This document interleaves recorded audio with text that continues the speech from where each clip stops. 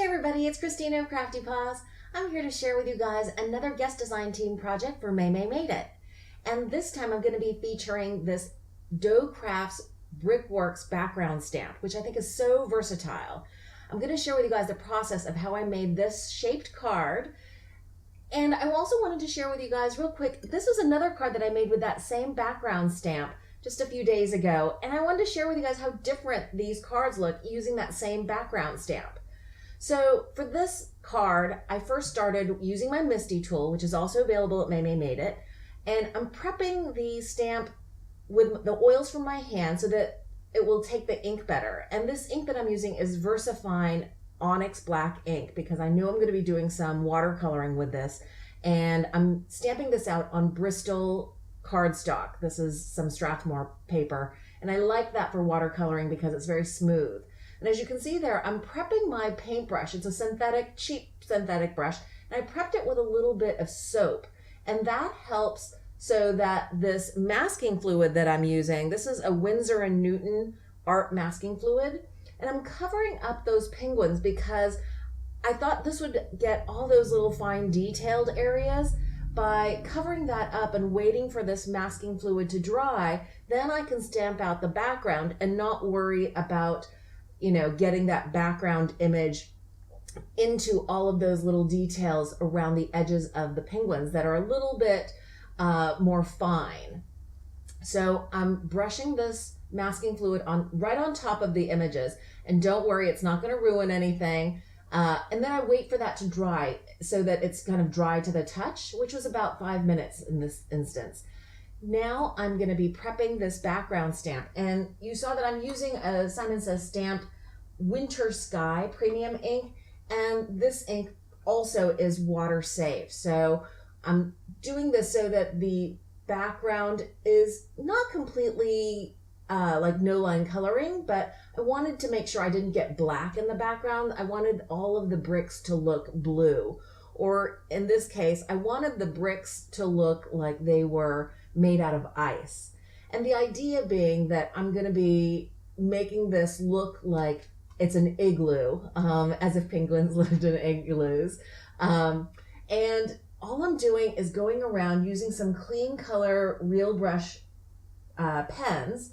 These are made by Zig, and I'm just using a couple of colors. This first one, all I'm doing is going around the edges of the bricks and by the edges of the penguins, and I'm directly using the marker or pen onto the stamp, and then I'm taking my water brush, which is what you see to the right there, and I'm just blending that out.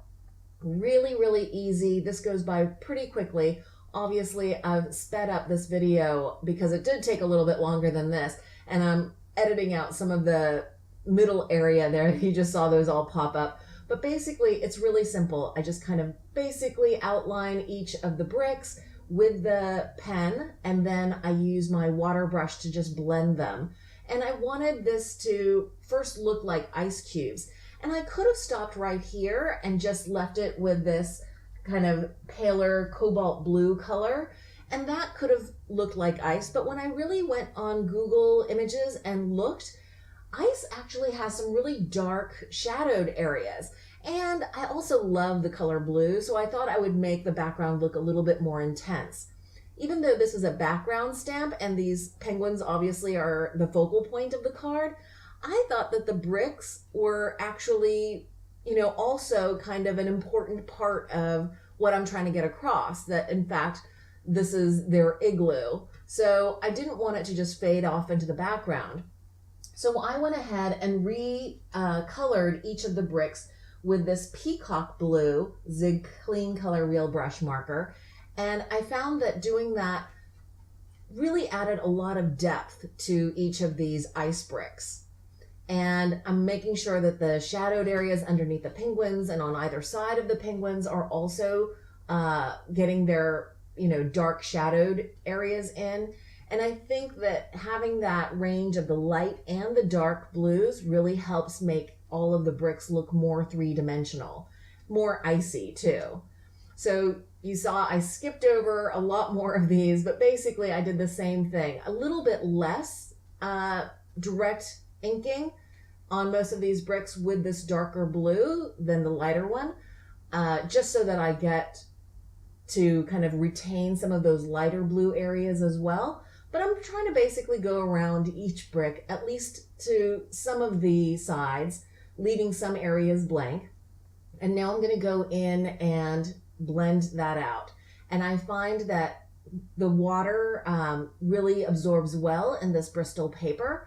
And I have to be a little bit careful. So you see me occasionally dabbing my water brush onto my tissue, which is over to the left.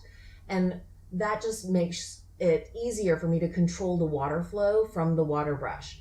And of course, you don't need to use a water brush. You can just use a regular paintbrush, but I find that it's a little bit faster for me using a water brush because I don't have to keep dabbing into like a little jar of water. But that's really it. Now I am going back and rubbing just with the soft part of my finger and rubbing that dried masking fluid off.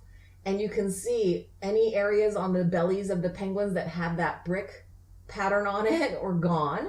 And now I'm going to just do those little details. I'm coloring in the beak of the penguin, the little eyebrows of the penguins. And then I thought I would add some more brightness by adding some orange and yellow to the tops of their bellies too. If you look at some penguin images, you'll see that a lot of penguins actually have really bright colors rather than just the black and white that is, kind of the more typical cartoony penguins. So I wanted to add just a little bit more color here. And it was really easy doing that blending. I used a plain yellow and a plain orange. And now I decided I needed to add a little bit of shadowing on the undersides of all of their bellies. So I'm using a light gray. And that's really faint. You can you can barely make it out in the video, but I think adding that shadowing really helps give those penguins a three-dimensional look. I'm also remembering at the last minute there that I hadn't colored in the penguin's feet, and that could have been darker gray or whatever, but I decided I wanted more brightness, so I added the yellow there too. Now you see me going in and putting in white highlights. I'm using a Uniball Signo white gel pen, which you can also find at Maymay Made It, and I love how that really brings out the highlights on those ice bricks. And now I'm positioning a large circle die. This is from Diamond Dies, and I'm just cutting off like the first half of the circle. And I just made sure that the top cutting plate only went halfway down, and that enabled me to cut that arch. Now I'm taking a white piece of cardstock and scoring it about 1/4 of an inch down, and I'm gonna place that circle die again, just so that the edge doesn't overlap the edge of that folded down cardstock.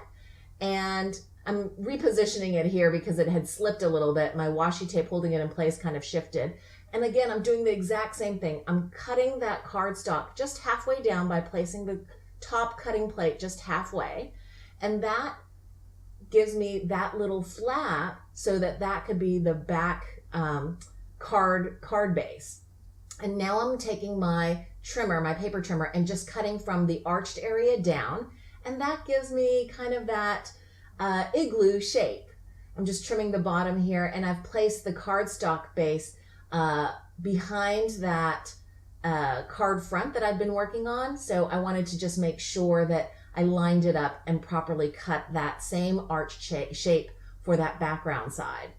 And now that it's cut, I wanted to make sure the edges of the igloo also had proper shading and it didn't just look like it was cut off.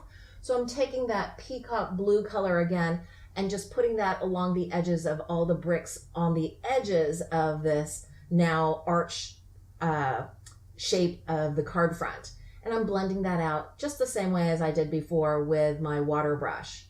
And I think that that gives a better kind of rounded look to that igloo. I've missed a couple of spots there, so I'm going back and inking those up and blending those out as well. And that's basically the card front. And now I'm gluing with my favorite wet glue. That's the Art Glitter Glue with a fine tip nozzle. and I'm gluing those two pieces together, and that's basically the shaped card. Now for the sentiment. I thought I would just write out real quick on a little scrap of black cardstock, "Merry Christmas from our home to yours." And I did that again with my white gel pen. And I'm just going to glue that on toward the top of the card. And I'm going to cut off the excess. And that's the full completed card. I hope you've enjoyed this process video. If you did, please give this video a thumbs up. Thanks so much for watching. And don't forget to check out Maymay Made It shop. She has lots of awesome crafty supplies.